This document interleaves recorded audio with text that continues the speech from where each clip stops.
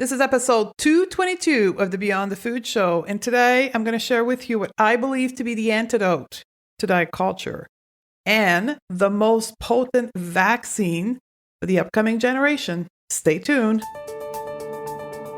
Welcome to the Going to Beyond the Food Show. I'm Stephanie Dozier, clinical nutritionist and emotional eating expert, creator of the Going to Beyond the Food method, and founder of the Going to Beyond the Food Academy.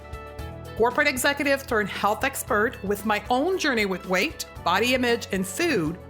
It's now my mission to help smart, successful women like you live confidently right now and unconditionally. Ready, sister? Let's do this. Hello, sisters. Welcome back. Stephanie here, and this is the first recording of a podcast in 2020. It is January 27, back from the time off of the holiday period. Hope you had a good one as well. I know I did a lot of things and had a very good time with my family. And I wanted to take a few minutes to express my gratitude for all of you listening to the show and sharing the show with other women in your life. And the reviews have been coming in consistently, and I love reading your messages. So if you haven't left a review yet, it's time to do it. The podcast is really taking off, and it's all due to you, 100% due to you, because the type of message we share here is not what's going to end up at the top of the Google search, right? We're against this big industry that's called the weight loss industry. So it is a grassroots movement. So thank you very much for all the reviews. And if you haven't done so, would really appreciate you doing it. Very easy from all the podcast apps directly on your phone most of the time. And it takes literally 30 seconds. So thank you very much for all of that. It's back to work, back to recording podcasts. We're getting ready for the Going to Beyond the Food Academy, our signature program to open up at the end of January. It's actually been closed since December. So it's going to be 2 months of not taking any new client, but looking forward to all of you who want to join us on January 27. And we've kicked off this recruitment period with an email that I sent yesterday, Tuesday, January 27th. So if you're part of our community, you've got this email, and I talked about my divorce. I ended recently, few years ago, actually, a 25-year relationship. You wonder which one it is? It's the relationship with guilt and shame. I officially broke up with guilt and shame a couple years back, and it's due to what I'm going to share with you today. And what you have to understand is that diet culture success and the success of the weight loss industry, and to a certain extent, the fitness industry, is due in vast majority because we women feel guilt and shame. And that's how diet culture keeps us trapped in the vicious cycle of dieting. As women, we are trained by diet culture and other components in our life that something is wrong with us, that we consistently have to do something about the way we look. We have to do something about our optimum health. And because of that, we stay quiet and we stay dominated by the shoulds in our life. And because of this and being in that cycle for so long, we focus on being perfect, which leads us to approach life with an all or nothing attitude. And we get more focused on pleasing others than pleasing ourselves. And at the end of the day, our body size, shape, form, gets the blame for everything that goes wrong in our life. Are you with me? But the truth is, everything we've been conditioned to be ashamed of by diet culture is actually our source of power. The power that you have as a woman in today's society is what you've been ashamed of and guilty about for years. And that's where you can impact your life, your family life, your children, and even in some cases, discover your purpose. This is the base root of what I call diet culture feminism, right? This empowerment of women in face of diet culture.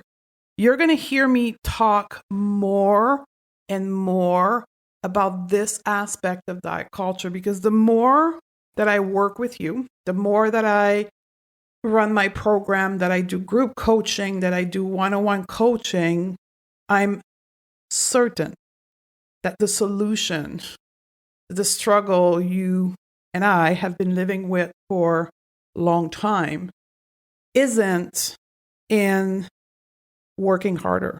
It's not in being more perfect. It's not about more deprivation. It's about reclaiming back our power from food, reclaiming back our power from diet culture, and tapping into this innate source of power that we have within us. And when I talk about feminism, to be honest, it scares some women. I'm not sure why. I still have to do some work in understanding why the word feminism scares women. Some women, not all, but some women are scared by that word, and they don't want to hear anything I have to say as soon as I hear that word. But for now, let's think of feminism as this ability to reclaim our power from diet culture. I'm going to start exploring more and more on that topic as a solution for you to liberate yourself from diet culture, to make peace with food and your body. And I've created a brand new workshop over the holiday. Yes, I did work a little bit. It's called Women, Food, and Power: Why Diet Culture is a Feminist Issue, and how to reclaim your power back from diet culture with these 3 power tools that I'm going to share with you in the workshop. It's free. It's a monthly educational workshop that we do every month. It's going to be held on Thursday, January the 16th at 1 p.m. EST. We will be sending a recording if you can't attend live. I'm conscious that many of you are working. I've put the link in the show notes for you to register to this. Or you can go to my website, stephaniedode.com/class. And I hope to see you there. I hope to see many of you. This is going to be an empowerment workshop. And I'm also going to talk about the topic of today in that workshop, which is the antidote to diet culture. And what I'm going to talk about today, this countermeasure to diet culture, is what diet culture tells us we shouldn't be doing. And that's why we are being kept in this vicious cycle. So let me break it down. The antidote is self-compassion, right? Is this ability that we have to extend kindness to ourselves, to be gentle with ourselves. So we're going to talk about that today. Here's what is going to happen in the next few minutes. By the end of the podcast, we're going to actually define self-compassion.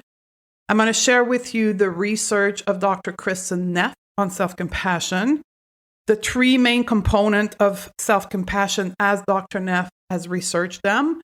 And probably the most important part is why we resist self-compassion. You ready? So let's do this. Self-compassion is at the root of intuitive eating. For those of you who are intuitive eater, who have studied with me intuitive eating, this whole framework is a self-care framework that was created by my mentor, Evelyn Triboli and Ellis Roche. And the foundation of it was from self-compassion. How back in the days, their goal was, how can we develop a way of eating that will enable women to express themselves self-compassion, right? So self-compassion is the attitude that will allow you to make peace with food. If you're not willing to be self-compassionate, you will not become a peaceful, intuitive eater. You will not become a person that is not attached to food for other outcome, right? Which is basically how women come to intuitive eating. They want to separate themselves from using food to shrink their body or to numb their emotion, right? Self-compassion is also at the base of making peace with your body. Self-compassion means relating with yourself with kindness, warmth, and understanding as you do with others in your life. It's about extending yourself this kindness, even though You want to change something about your current situation. It means treating yourself as you would treat others that are struggling with the same situation. It means acknowledging your own suffering, your own feelings of guilt, of shame, and recognizing that your suffering is part of the bigger human experience.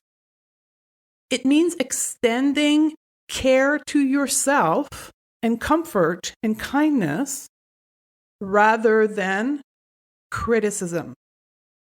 The truth is, you can't beat yourself into peace and health. Self-compassion is centric to any lifelong changes in your life.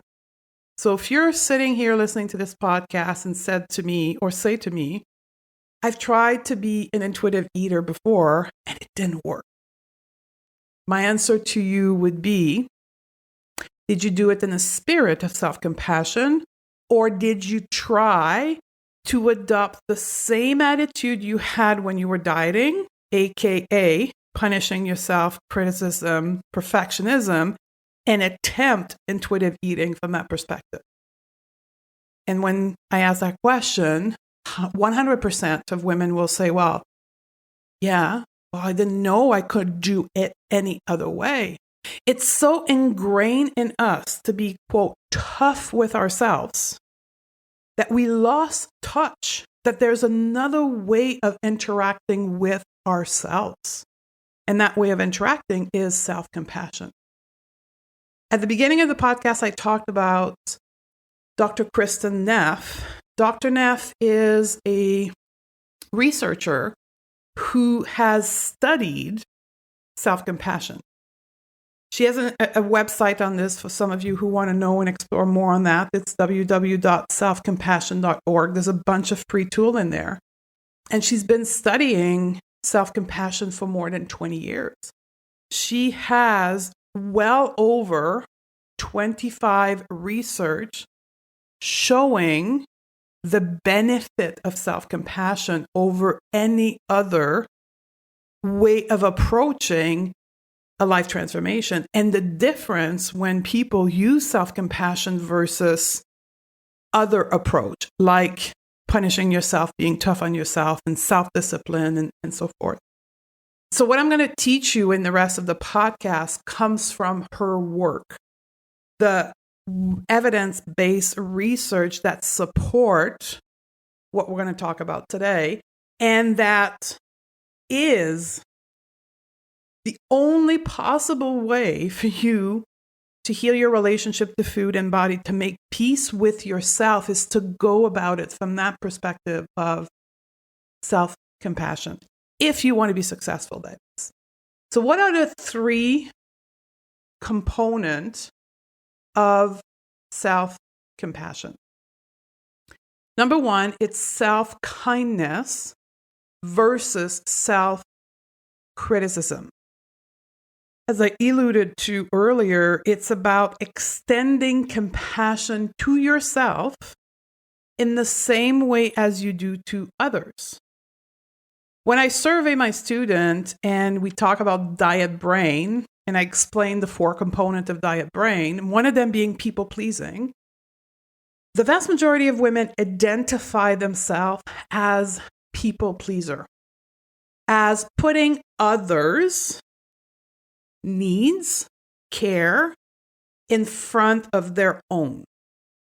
And they relate to being compassionate to others, almost to an excess. So when I say being compassionate to someone who suffers in your life, likely many of you can connect to that. What if you don't make it any more complicated than what you do for others, you do for yourself? This compassion, this willingness, this motivation that you have to help others, the voice you use when you help others, the act of care that you take when you help others in your life.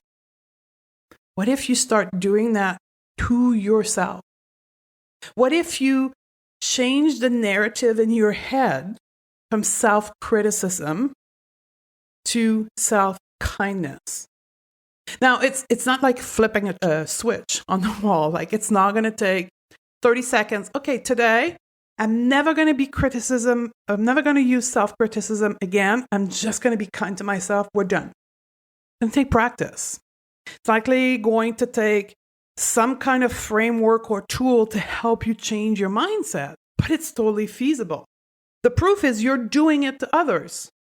So you know it works. You know you can do it. It's just a matter of re-engaging with yourself in a different perspective. This first component of self-compassion is first start with the voice in your head to move from self-criticism to self-kindness, and then acting upon that voice with suiting, comforting, supporting action to protect yourself, to care for yourself. It's about having the intention to engage with yourself to minimize suffering, to minimize pain, to minimize emotional discomfort. The truth is, the vast majority of the emotional discomfort that we suffer from is created by ourselves. It's created by the voice in our head. Yeah, we have some emotional discomfort that perhaps can be caused by other people in our life, but the vast majority of the time is how we listen to them and how we interpret their words, which is a base of self-coaching. So if you go back to prior episode, it's about managing your mind. So that's the first component of self-compassion. The second one is the common humanity. Is this part of looking at your own suffering, at your own experience, and relating it to the rest of the world, to the rest of the women in this world. One of the things when I run my program online, my paid program, I always try to get as much engagement as possible from the women in the group, because that's the magical part of the program. It has nothing to do with me, by the way. I'm just a facilitator. It's when women realize that they're not alone, that what they experience in face of diet culture is the same as all the other women in the group. This is when the light bulb goes off. They're like, oh my God, I'm not alone. And that is so powerful.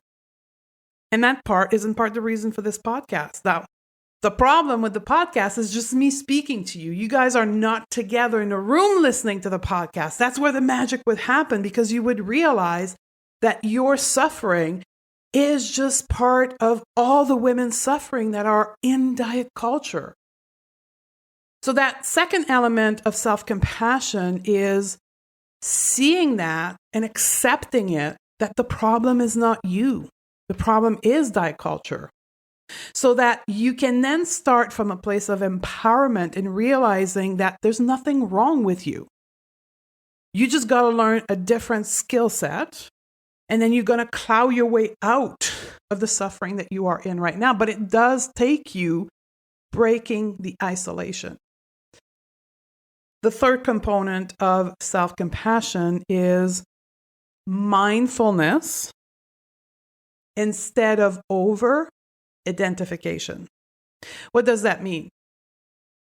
It means feelings are feelings. Feeling are emotion. And realizing that our emotions and our feeling are just that, an emotion and a feeling.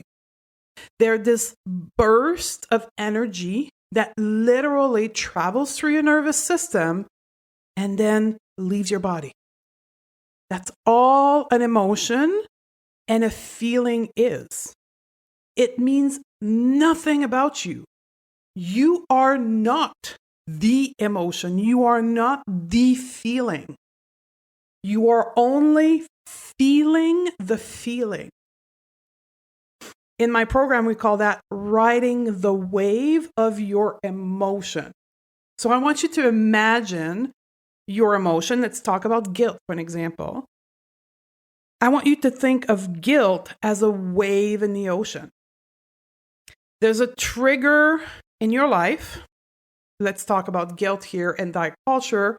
Perhaps you're reading a book from a diet guru that says you should never, ever, ever, ever have sugar in your life, right? And then you're reading this, and then all of a sudden, you start feeling guilt. You start having a wave of guilt in your body because you're like, oh my God, I do eat sugar. So you start feeling guilty. What happens if we were to look at it at the macro level and the micro level? It's literally your nervous system traveling a bite size of energy through your body that feels like guilt for you. And then it's like the wave, right? It comes up, it becomes really, really, really strong. And then at some point, what happens to the wave? It breaks. It only breaks if you don't identify with the guilt. You see, if you feel the guilt and you say, oh, it's just an emotion, it's literally traveling through my body and then it's going to leave, and you just feel it, observe it, watch it, the wave's going to break and the guilt will go away. But if you become the guilt, you identify as a guilt and you keep it within. This is what we call having emotions stuck, right? We become guilty, right? We become angry. We keep this emotion in our body and we operate from that place. So then back to the book, we're reading this book and the book says, sugar is terrible for you. You're a terrible person. If you have sugar, you're weak, blah, blah, blah, blah, blah. You start feeling guilty. You keep the guilt within you. You become guilty. You feel guilty. And then you close the book and you go to the kitchen and you start wiping off all the sugar out of your house. And then you go out a week later, perhaps with your girlfriend, and it's her birthday, right?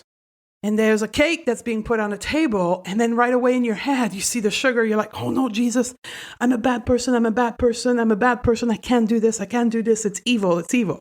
You get me? That emotion of guilt, you operate from it. And then that creates shame, right? Because you end up perhaps having a slice of the cake, perhaps a couple bites. And now you're a guilty person because of sugar. And now you've had the bad, awful sugar. And then you start feeling shame. So now you have guilt and shame playing inside of you and inside of your body. Self-compassion, that third element of self-compassion, remove this identification to your feeling and says, well, it's just interesting. I'm going to feel the guilt.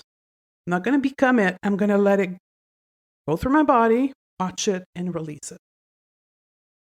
So these are the three components of self-compassion. Let me recap them to make sure it's clear if some of you taking notes. Number 1, self-kindness versus self-criticism. 2, common humanity versus isolation. And then 3, mindfulness of your emotion versus over-identification. Now, this seems simple, right? It seems like should be easy to do, right? 3 things. Why is it that I'm not doing it then? I know for me, I had a deep misunderstanding of self-compassion for most of my life. And this misunderstanding of self-compassion was acquired through a lifetime of living in society. First part, for me, I was raised in a family that believed that self-compassion was weak. And in return, we were taught to work really, really hard, that nothing came easy into this world. We had to struggle and fight our way through. My parents or caregiver were raised in the 50s and 60s, and they were raised in this generation of scarcity. They didn't have a lot of money. They were a large family. They were poor. And everything they managed to have in their life, they had to do it via hard work. Plus, they lived in a culture of segregation and discrimination. My family was raised in Quebec, Canada, which is the French colony of Canada and North America. So there was a lot of discrimination against the culture and the language, and my parents were raised into that, which ended up making me raised in a family that was operating from this place of survival, and there was no time for self-compassion. And then from there, I left the family unit and then went into work for a corporation and then really lost myself into diet culture. That gets me into the second component of why we misunderstand self-compassion, which is society, right? Beyond how you were raised in your family, when you live into this world, the society, the Western society, think of self-compassion as indulgent, self-centered. And mostly in diet culture, self-compassion is taught to us as a way to lose our motivation to succeed. We must be tough on ourselves. We must be self-disciplined. We must criticize ourselves to be successful.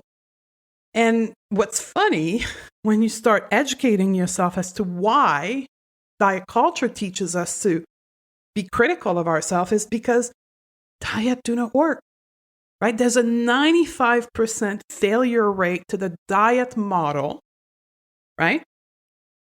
So the only hope you have to be in that top 5% is to be extremely tough on yourself, because you're fighting against a mechanism that does not work. So for sure, if you're not extremely self-disciplined, and for sure, if you're not extremely tough on yourself, like paranoid about this lifestyle and completely living your life for the diet, there's no hope for you. So they teach this skill set because of the system that doesn't work. Yet 95% of us are not in that 5% special cases. And so we spend our life trying and trying and trying. And this attitude of being tough on ourselves is not only in the field of diet culture, it starts spreading through our entire life. It's the way we engage with exercise. It's the way we engage with our relationship. It's the way we engage with, likely, our family unit as well, right? For those of you who raise children, no matter how hard you try of not teaching your children that, if you are that, you will end up teaching it to your children. That's what my parents did, right? They didn't want to teach me this, but that's how they were. And 70% of children's learning is from the behavior of their parent, not what they say, how they behave and how they act. So we live in this society that promotes not being self-compassionate, and that promotes self-criticism. The society into which we live in perpetuates us not being compassionate with ourselves. So in some way, we don't resist it. We are ingrained into it, and we never look outside of it to do anything different. So the act of self-compassion in some way is an act of rebellion, because it's counterculture. More specifically for us in diet culture, it's really counterculture. So you have to decide for yourself that you're going to be different. You're going to act towards yourself differently than what diet culture wants you to do. The truth is, the act of self-compassion is innate to the human being. That's why we have to be ingrained in the current culture of dieting for us to change our innate behavior. But we can come back to this place of compassion with ourselves. That's the whole model of intuitive eating, right? When we learn intuitive eating, we teach you to go back to your innate way of engagement with food. It does take time to reprogram the wiring in our brain, but it's totally feasible. You have to recognize first that you're resisting it. From there, you can then work on your resistance. And here's the most important part of this entire podcast. It's a choice. Know that in today's society, you, as a woman, have the choice to do what you want. That's the freedom we acquired over the last 150 years of feminist work. We acquired the right to do what we want, to be who we want to be. Therefore, the choice of not being compassionate with yourself is a choice. In the same way as the choice of being compassionate towards yourself is also a choice that's available to you. So my question to you is this: what will you choose? From this moment forward, I've educated you. I've given you the tools. If you shut down this podcast and continue to beat yourself and to criticize yourself and to be tough on yourself, it's an educated choice. If you close this podcast today and say, yep, she's got a point, I am making the choice to learn self-compassion and to start practicing it, it's your choice as well. I hope this podcast helps you to create this space of possibility and choice in your life and working in 2020 to develop self-compassion. I'm going to share with you 3 journaling exercises that you may want to start doing today, tomorrow, next week to start developing self-compassion with yourself. So grab your pen and paper now, perhaps put us on pause and come back. So here's 3 self-compassion journaling questions for you to start to explore. What has been my attitude towards my body and eating thus far in my life? Has it been compassionate or critical? Question 2. What if I could feel compassionate about myself and my body instead of being critical, judgmental, competitive, or unaccepting? How things could be different if I could find a way to open my heart in the face of my suffering, of my guilt, of my shame. I hope these 3 questions help you start exploring self-compassion. Our next podcast, podcast 223, we will explore the concept of anti-diet with a colleague and fellow podcaster, Christy Arison from the Food Psych podcast. She has a new book called Anti-Diet. So we're going to have her as an interview. So I can't wait to share that with you. I love you, sister. And I look forward to hanging out with you in the next episode.